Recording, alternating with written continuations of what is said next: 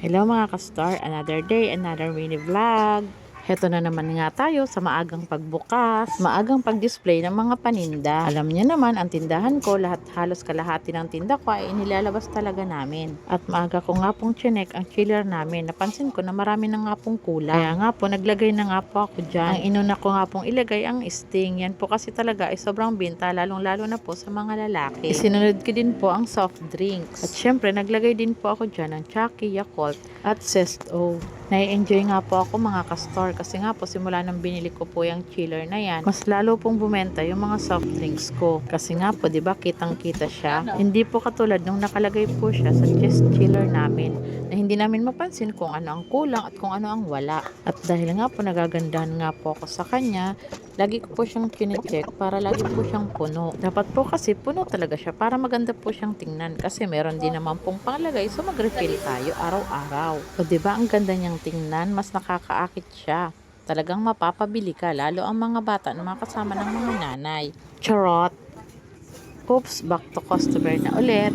Ang kasama ko nga po dito sa tindahan ay alam naman na nila pasunod-sunod na gagawin. Nakita ko nga po na nagsasali na sila ng mantika sa container kasi po magre-repack na nga po sila. At kung nakikita nyo po ay nag-deliver na nga po dyan ng sabon at ng mga alcohol. Sabi ko sa kanila pag ganyan na may deliver, check na ng maayos at bilangin. At syempre ako naman kinocompute ko yung resibo. Tandaan po natin mga ka-store, pag ganyan po na may nagdi-deliver, iti-check po natin ng maayos yung items. Titingnan po natin kung nasa good condition sila, kung hindi pa po sila bukas.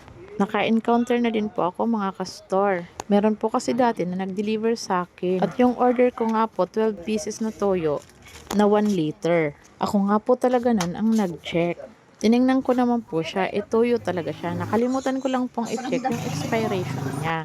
Pagtingin ko nga po, yung isa po doon ay nasingitan nga po na may expired na. Sinabi ko naman po sa kanila yon. At ang kagandahan lang po ay napalitan naman po yun. Ginawa na lang po nila ng paraan na maging BO yun para mapalitan nila agad. Kasi nga po nasabi ko sa kanila kaagad. Pag deliver nga po nila ay napakita ko kaagad sa kanila yung resibo. Dapat po talaga mga ka-store hands-on tayo sa pagpapatakbo ng ating munting negosyo. Laging i-check ang mga items. Huwag iaasa sa iba ang pag-manage ng tindahan mo. Ikaw ang may-ari kaya lagi mong i-check ang mga paninda mo para iwas lugi. At naka-sold out na naman po ng paninda ang aking friend. O siya mga ka-store, hanggang dito na lang. Bye!